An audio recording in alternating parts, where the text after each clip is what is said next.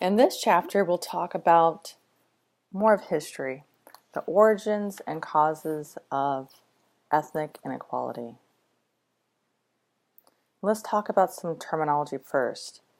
First, let's talk about a caste system. Caste system is described as having rigidly defined groups, unequal groups in terms of power and access to resources. Membership is determined at birth, and this position is passed down from generation to generation. There's simply no mobility. When we think about caste systems, we often think about practices in India. Although this is illegal in India now, there's still the social norm of having distinct castes. Let's take a minute to think about if we ever had a caste system in the United States. Next, we'll talk about ascribed statuses. Ascribed statuses are determined by birth. Things that denote ascribed statuses include race, your sex, and sometimes your class. Our social standing is often determined by simply how we were born, our ascribed statuses. We like to think that American society is more of a class system. A class system is described with having loosely defined and unequal groups. There's some mobility, okay? There's significant but not unlimited opportunity to move into a higher or lower status, which results into your achieved status. Achieved status is a position of status attained by something a person does or accomplishes. So we think if we just work hard enough, we can have upward social mobility, that we don't really have limitations. However, our ascribed statuses, or statuses we're just born into, have influence on our achieved statuses, what we can really do in terms of our social mobility. We'll now shift talking about race relations and generalized patterns. The first type is paternalistic race relations. These are found in agriculture, pre-industrial societies. Okay, so we think about U.S. Systems. This is during the plantation era and times before. This was an example of a caste system. In this case, the dominant group is a numerical minority. And when we talk about dominant group here, we're talking about the groups with the most access to scarce resources of wealth, power, and prestige. And in this case, although they are a small population compared to others, they have the most access to scarce resources. Okay. In this case, the dominant group civilizes subordinate groups with various tactics. And one of them that was used is to Christianize subordinate racialized groups. In a paternalistic race relations time, there are clearly defined and well understood racial roles or racial etiquette. There's a certain ideology passed across the nation that tells us there's certain behaviors, certain attitudes that are acceptable for different groups or different groups in the caste system. Dominant group acts and thinks this way, and other groups think and act this way. However, people of a subordinate racial position may play along to avoid punishment. So it's not that they accept the ideologies for face value, they're playing this certain role so they can avoid punishment. On the surface, it looks like there's little outward conflict, that people simply know the roles and follow through with those roles. And we also see much interracial contact. There wasn't a chance for upward social mobility for racial minority groups, and so they were simply at this time, for the most part, trying to survive.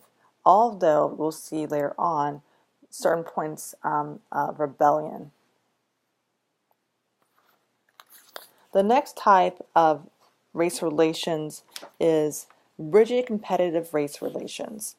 And this is found in newly industrialized societies. So moving from agrarian-based societies to societies where there's more industry and factories.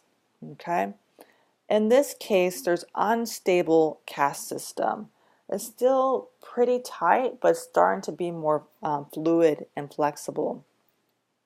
The dominant group may be a numerical minority still in this particular race relation. And in this case, race largely, but not solely, defines roles and statuses. So we're moving away from a very fixed caste system. But again, this idea of race is an ascribed status and often, but not always, defines roles and statuses.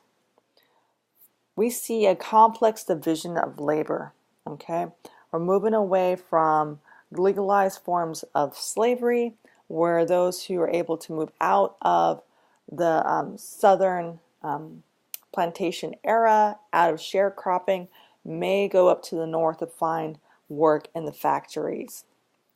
And in this case, they may do the lower wage work and competing with newly arrived European immigrants.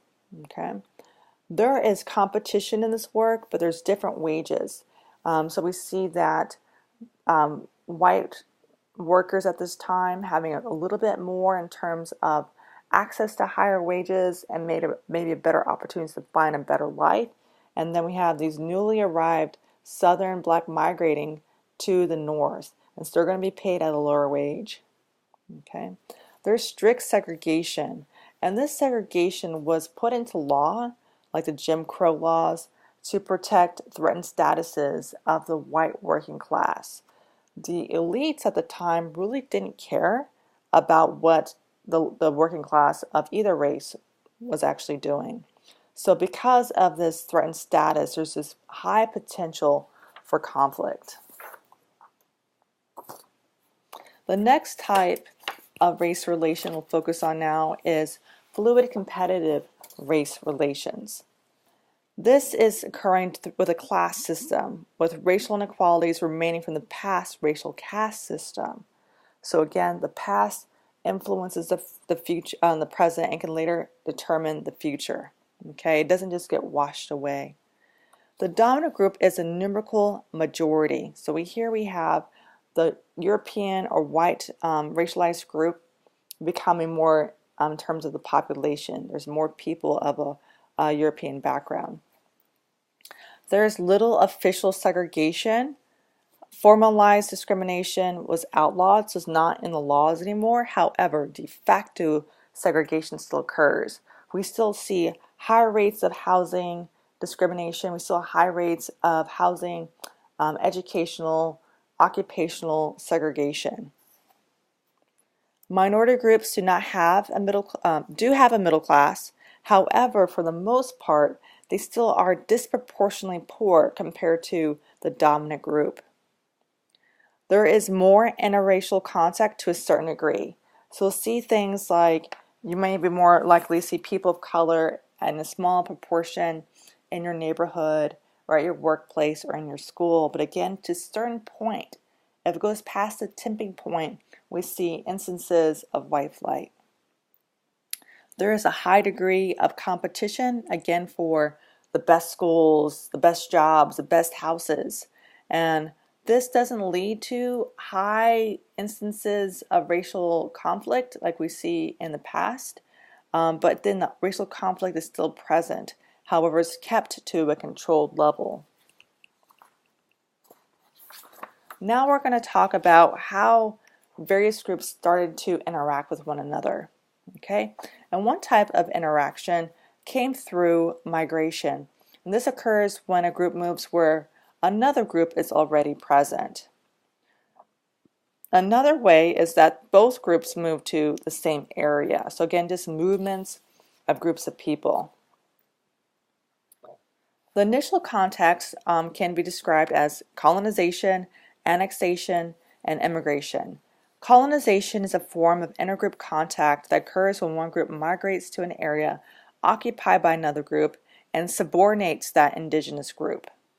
Okay, so this happened with the Native Americans. So we have this new group immigrating to a new area already occupied and subordinates the first group of that area, the indigenous group. And annexation occurs when an expansion of territory by one group to take control over territory formerly under control of another group. This may occur through military conquest, in which the outcome is much the same as in colonization. It may also be voluntary, as when residents of an area ask to be annexed. Some cases, such as purchases, fall somewhere in between.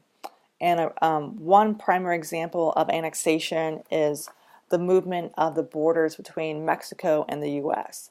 States like California, Arizona, New Mexico, and Colorado once were part of Mexico.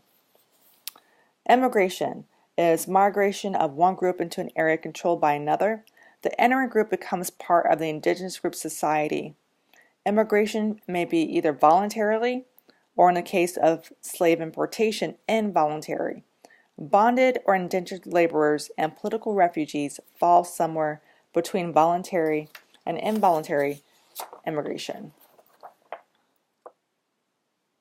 So now we'll talk about using theory to try and explain how we have ethnic inequality and resulting tensions.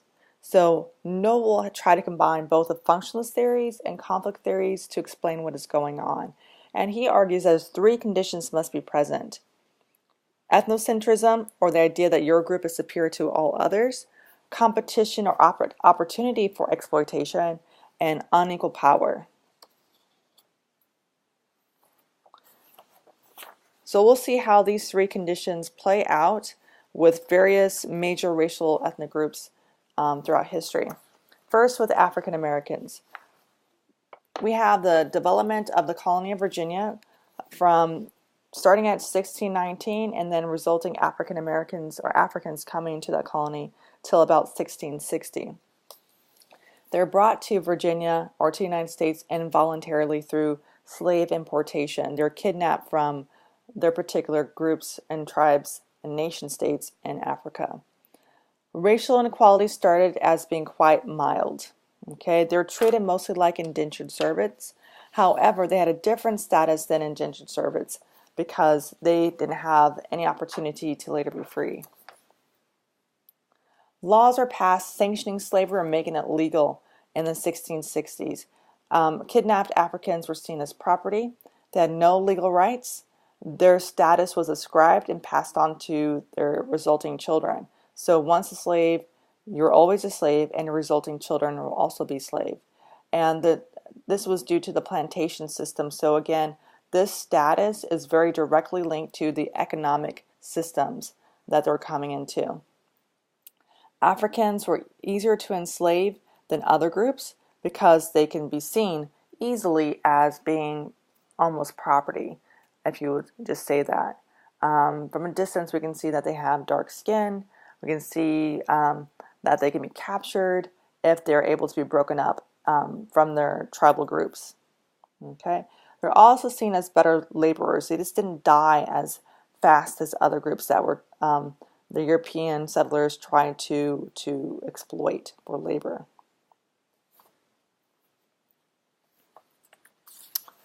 Technology can be beneficial, but sometimes there are some negative consequences with the development of technology. And one of the technologies that made the plantation system very, very efficient, but also incredibly harmful, is the cotton gin. It was invented in 1793. And this was a result of the growth of the plantation system, and it accelerated the growth of the plantation system. There was increased demand of slaves. And with this increase of slaves and particular behaviors, ideologies had to back it up. So we see the increase of anti-black racism, and Southerners had to justify why they would put so many people into slavery. Okay, and so what they said is that, okay, although they are slaves, we're going to civilize them. We're going to educate them through various forms like Christianity. Okay, so we're going to justify and rationalize and make it seem like we're doing the right thing for kidnapped Africans. Okay. Later in history, we see fewer revolts, and this is due to the Alabama slave codes really restricting the movement and autonomy of African slaves. Okay. Whites at the time were seen as a numerical minority. Again, there are fewer people on this elite status and a larger population of poor whites, indentured servants who are whites, and enslaved Africans. Blacks were fragmented in a white-dominated region, so it's very hard for them to have communication and a resulting overrising of the power of the dominating white plantation holders. Families and tribal and linguistic groups were intentionally broken up so they could not communicate with each other to have any kind of rebellion on board a ship or when they came to American soil. It was illegal for kidnapped Africans to be taught to read or write, and they also could not travel unless accompanied by whites. And if they did try to run away, they're near whites who supported slavery, so again, their movement was so incredibly controlled. Subtle resistance in the form of sabotage, playing on white prejudices to avoid work or gain favor, and even self-mutilation that made it impossible to do some work were not uncommon. In addition, thousands of slaves just simply ran away despite the severe punishment they faced if caught.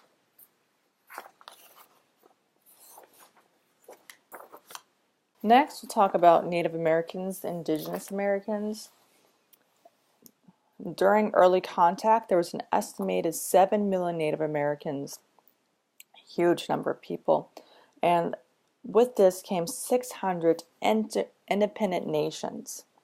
And again, we tend to look at indigenous people as one pan-ethnic or pan-racialized group, but again, these are independent nations with tremendous diversity in culture, language, and economic production. The first people that indigenous people interacted with were the Spanish, French, and British. And they came to America or indigenous land either through conquest or settlement. The Spanish came to seek wealth and also to also convert Native Americans to Christianity. Okay, they wanted to conquer and control the land, in particular, especially in Latin America. They wanted to extract the wealth from Latin America, in particular gold, and they did not want to establish a self-supporting system of production. The British saw the importance of trade, and they had harmonious relations with indigenous people early on.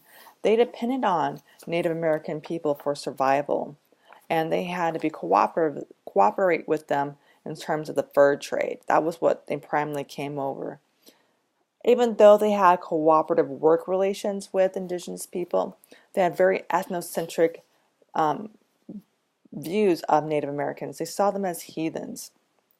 And unlike the Spanish, they didn't believe they could Christianize them. For the most part, these early British settlers believed in Calvinism or predestiny, where only select people were chosen by God as having the possibility of being saved. And so indigenous people were not able to be saved. And unlike the Spanish, they wanted to settle the land. The Spanish just simply wanted to extract wealth. British wanted to stay. We see displacement of Native Americans early on and continuing on today. We see this starting with rivalries between indigenous groups over who would control trade with whites. And so there's conflict with each other. So this prevented them communicating and organizing together to really push off the European settlers. There's also resulting conflicts over land. They did not see that they can unify against the settlers for various reasons, and one is because their population declined rapidly. 90% of the indigenous population died due to disease. The next group we'll talk about are the French. They saw the importance of trade, And in particular, indigenous people had contact with the Catholic French. And the Catholic French saw that indigenous people are also human beings, but they simply needed to be Christianized. They were not interested in settling the land. And they lost control of eastern North America because the Iroquois nation supported the British in the French and Indian War. So we see here, like, only because of native people were the British able to really take over the country. And even today we see a lot of British influences in many of our institutions, from education to law to even the language we speak. So again, just because of this relationship here, that we have a lot of English influence in our culture.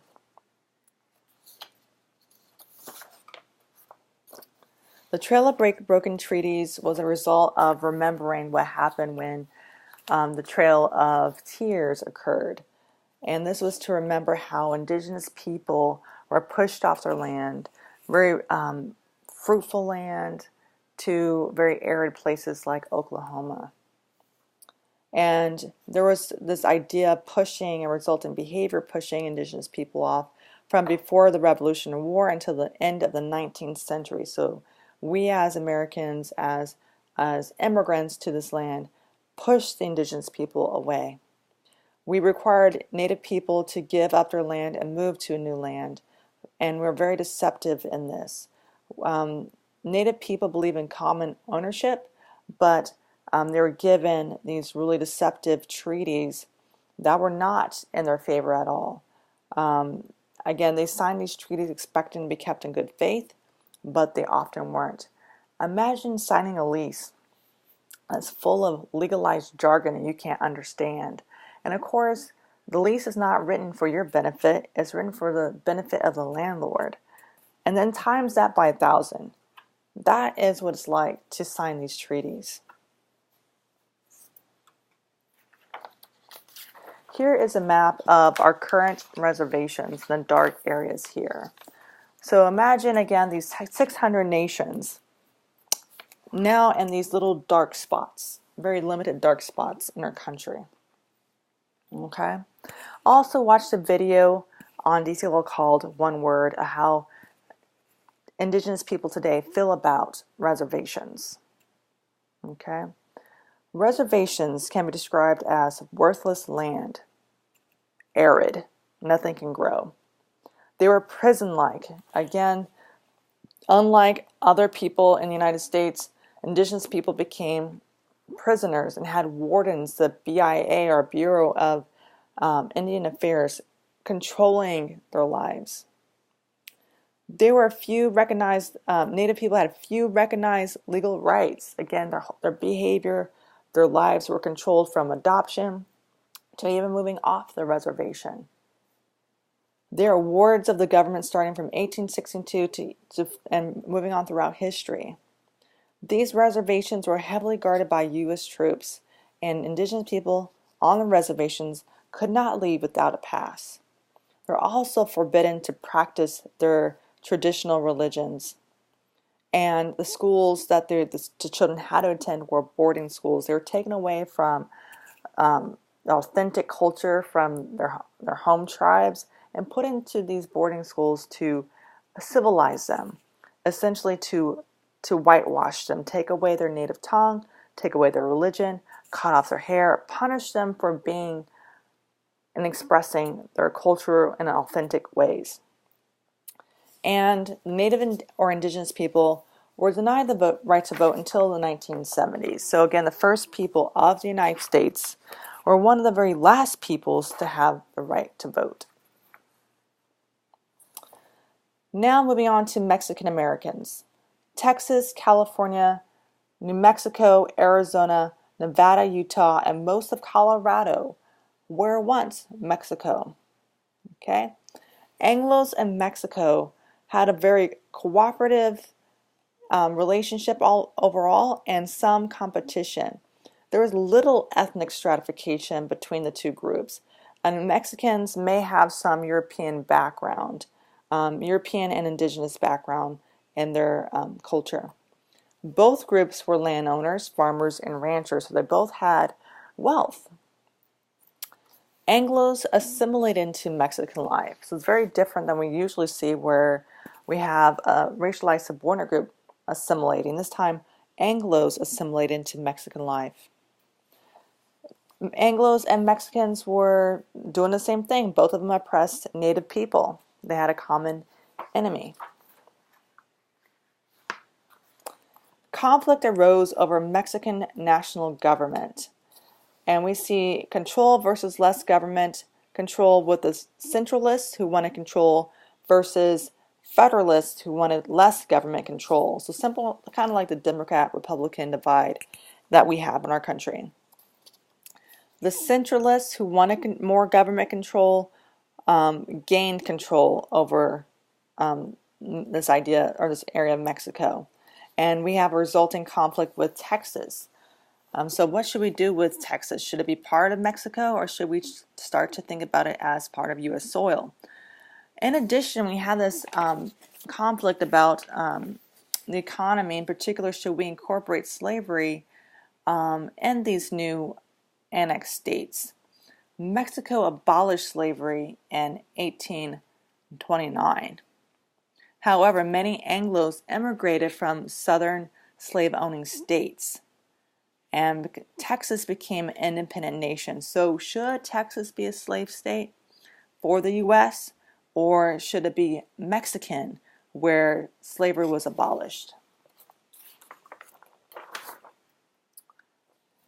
Texas independence from Mexico came in 1836, and with that we see increase in the influx of white immigrants. They brought with them the prejudice from the South, and they had increased demand for labor. And as this influx grew, they over time outnumbered Mexicans, and they appealed for admission. Texas appealed for admission into the United States in 1845 as a slave state.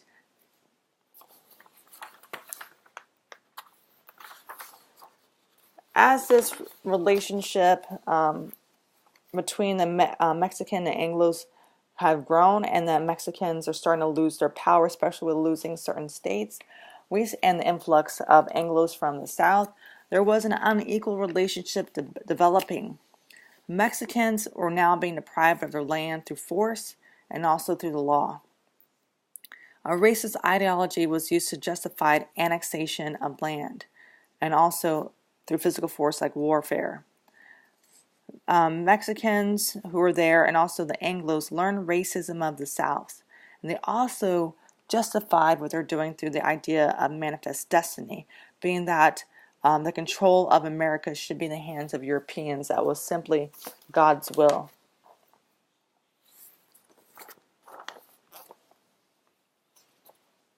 So we're going to focus on California and New Mexico.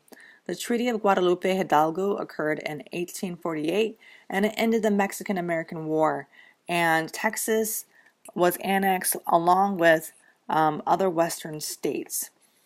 And this was against the centralist government.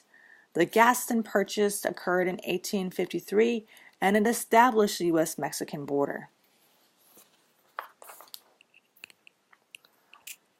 As a result, there's more exploitation of Mexicans and Mexican Americans, especially for their land and their labor. Mexicans or Mexican Americans worked tremendously in mining, large-scale agriculture as we still see today, and railroad transportation. We see the removal of land and how it caused desperate economic positions. Instead of owning the ranches and farms, they now are the laborers on these lands. There's a paternalistic relationship where the Anglos are just simply trying to help, are working to make the Mexicans survive by giving what they need just minimally. They had low pay and low status, and now they have a prescribed status. If you have brown skin now, you are seen as inferior.